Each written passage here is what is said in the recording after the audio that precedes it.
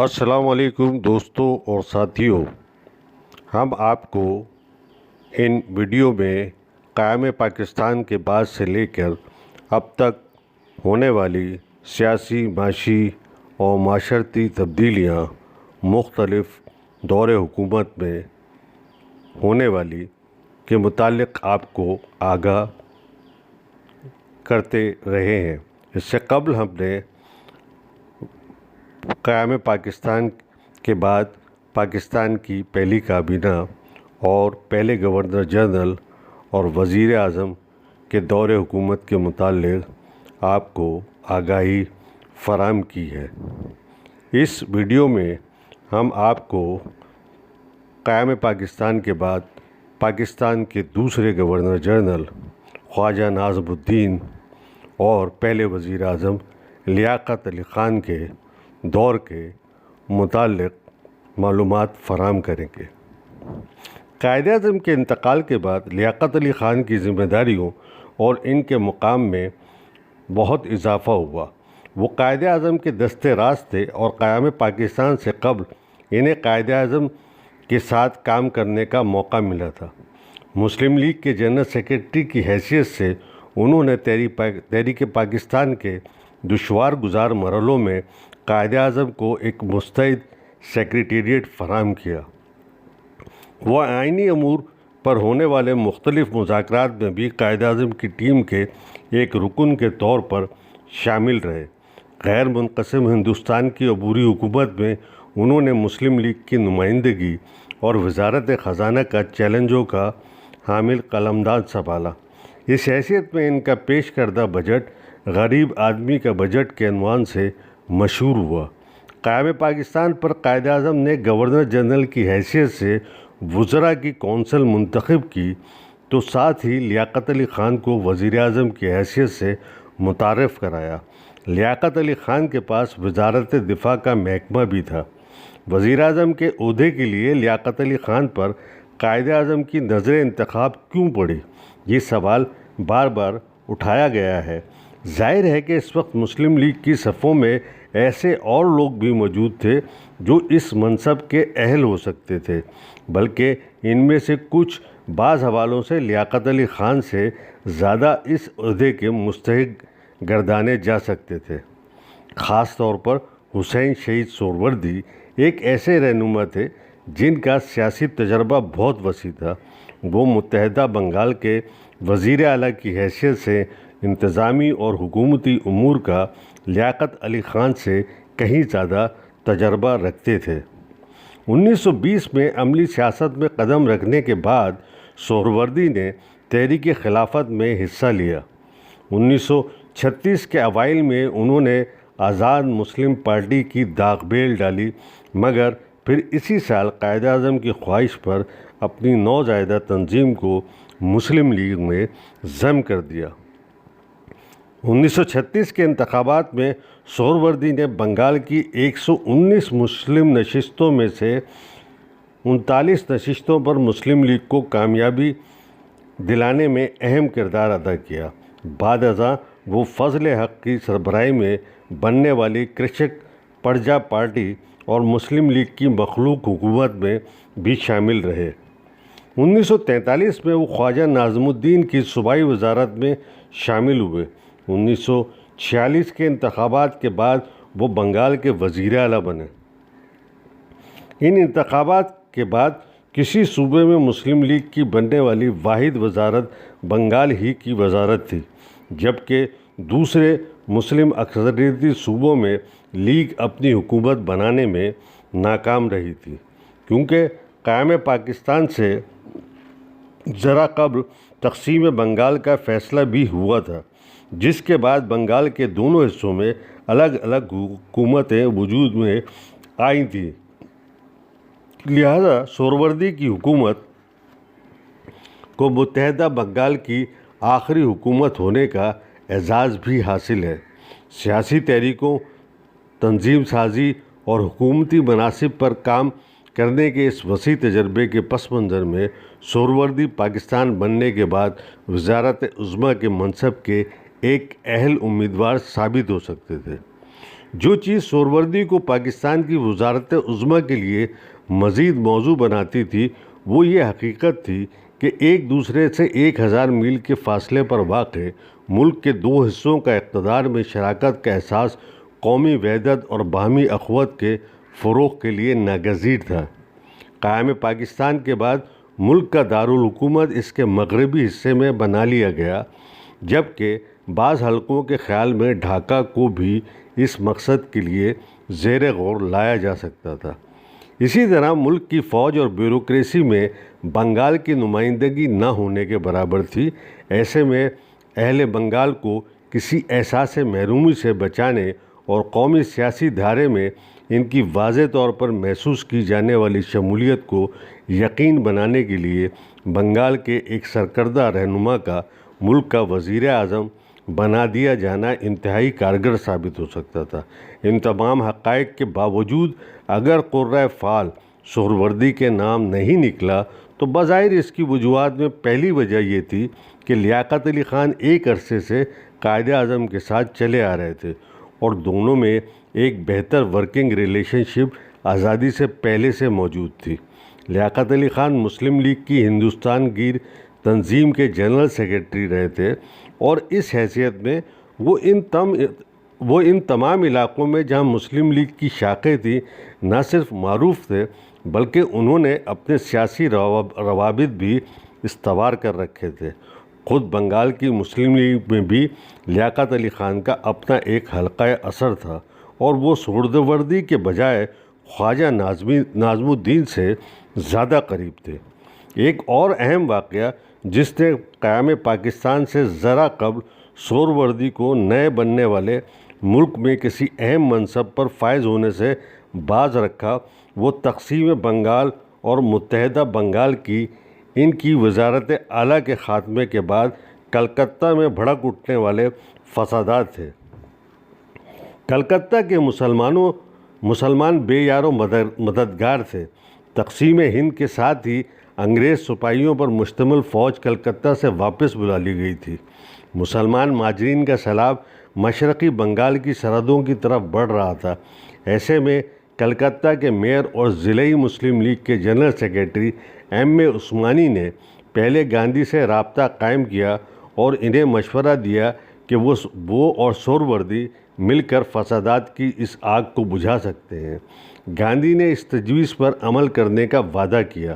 خود سہروردی نے بھی اس تجویز پر ساتھ کیا اور یوں وہ کلکتہ میں رک گئے اور ہندو مسلم فرقہ وارانہ فسادات کو روکنے میں مصروف ہو گئے۔ ان کی مغربی بنگال میں مشغولیت پاکستان میں ان کے کسی اہم عہدے کو سنبھالنے میں سد راہ ثابت ہوئی۔ بعد میں پاکستان سے ان کی غیر حاضری ملک میں ان کے مخالفین کی ضرورت بن گئی اور جب انہوں نے فسادات کی آگ کے ٹھنڈا پڑنے پر اپنے ملک آنے کا فیصلہ کیا تو خواجہ ناظم الدین نے جو اس وقت مشرقی بنگال کے وزیر اعلیٰ تھے ان کو امن و امان کے لیے خطرہ قرار دے کر مشرقی بنگال میں ان کے داخلے پر پابندی لگا دی۔ سہروردی بمشکل تمام 5 مارچ 1949 کو کراچی تشریف لائے۔ کراچی میں ان کو ایک اور صدمے سے دوچار ہونا پڑا۔ حکومت نے ان کی شہریت کا قضیہ کھڑا کر کے ان کی دستور ساز اسمبلی کی رکنیت ہی ختم کرا دی۔ لیاقت علی خان نے اپنی وزارت عظمیٰ کا پہلا سال یا 13 ماہ کا عرصہ قائد اعظم کے سائے ہی میں گزارا۔ اس دوران قائد اعظم خاصا عرصہ صاحب فراج بھی رہے۔ ان کی بیماری کے دوران امور مملکت بیشتر افسر شاہی کے ہاتھوں انجام پذیر رہے۔ بعض امور کی انجام دہی لیاقت علی خان کے ذریعے ہو رہی تھی مگر نہ تو اس وقت کے دستوری نظام کے ڈھانچے میں اور نہ ہی اختیارات کے عملاً افسروں کے ہاتھوں میں منتقل ہو جانے کی بنا پر وہ کلیدی کردار ادا کر سکتے تھے۔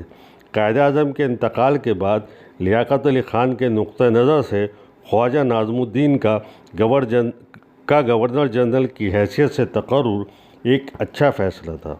خواجہ ناظم الدین کے تقرر سے مملکت کے اقتدار میں بنگال کی شمولیت کے سیاسی تقاضے کی تکمیل تو ہوئی، لیکن لیاقت علی خان اس کا یہ فائدہ ہوا کہ ایسا شخص گورنر جنرل کے منصب پر فائز ہوا جو ماضی میں ان کا حلیف رہا تھا اور بنگال کی سیاست میں وزیر اعظم کے حلقہ اثر کی نمائندگی کرتا رہا تھا۔ خواجہ ناظم الدین نے گورنر جنرل بن کر لیاقت علی خان کے لیے نسبتاً آزادی کے ساتھ کام کرنے کی فضا فراہم کی۔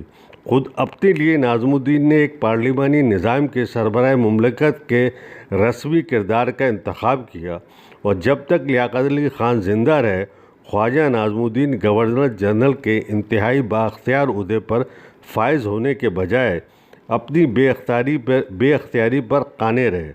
عام طور سے خواجہ ناظم الدین کی اس بے اختیاری کو ان کی کمزوری اور ان کی مرنج شخصیت کا نتیجہ قرار دیا جاتا ہے، مگر پاکستان کی بعد کی سیاسی تاریخ میں بارہا کمزور اور مجہول افراد کی اقتدار کی کرسی پر بیٹھتے ہی سیاسی طاقت کی اور اس کے گھمنڈ میں مبتلا ہو جانے کی مثالیں دیکھ لینے کے بعد اب خواجہ ناظم الدین کے رویے کو ان کی کمزوری سے تعبیر کرنے کے بجائے پارلیمانی جمہوریت کے لیے موافق حالات فراہم کرنے کی ان کی خواہش کا نتیجہ ہی قرار دیا جا سکتا ہے۔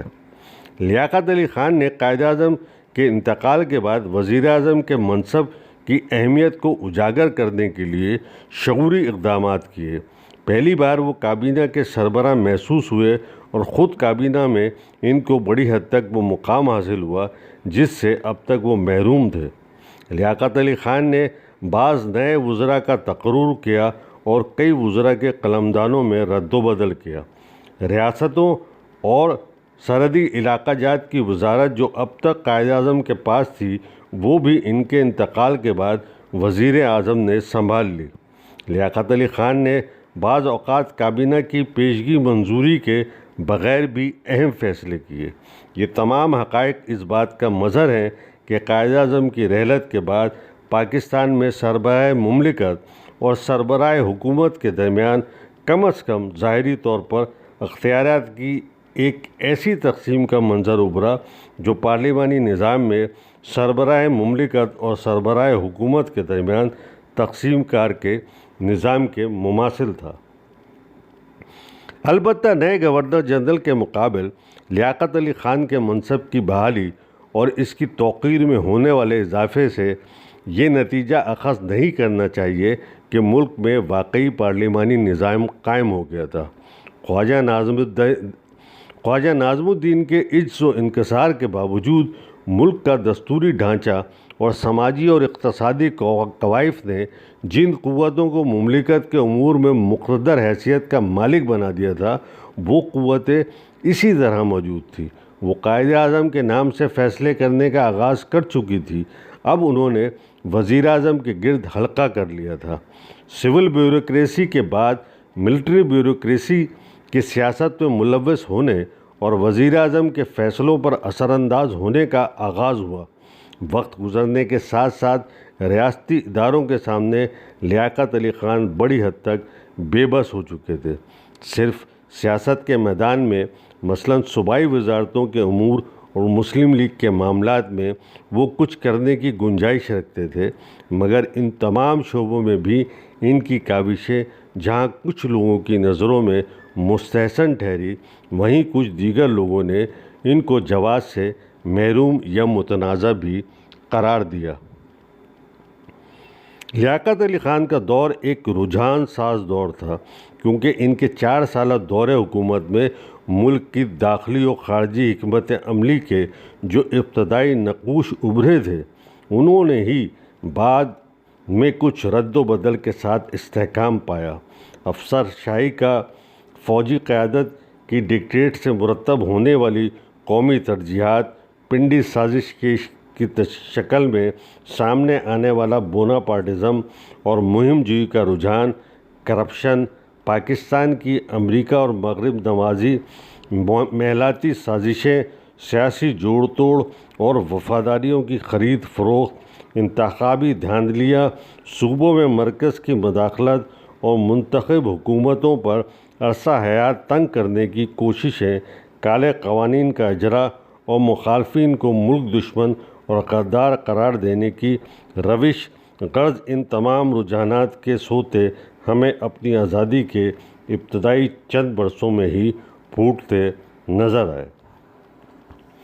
ناظرین، آپ سے درخواست ہے کہ ہمارے احساس انفو یوٹیوب چینل کو سبسکرائب کیجیے، شیئر کیجیے، کمنٹس کیجیے تاکہ ہماری حوصلہ افزائی ہو۔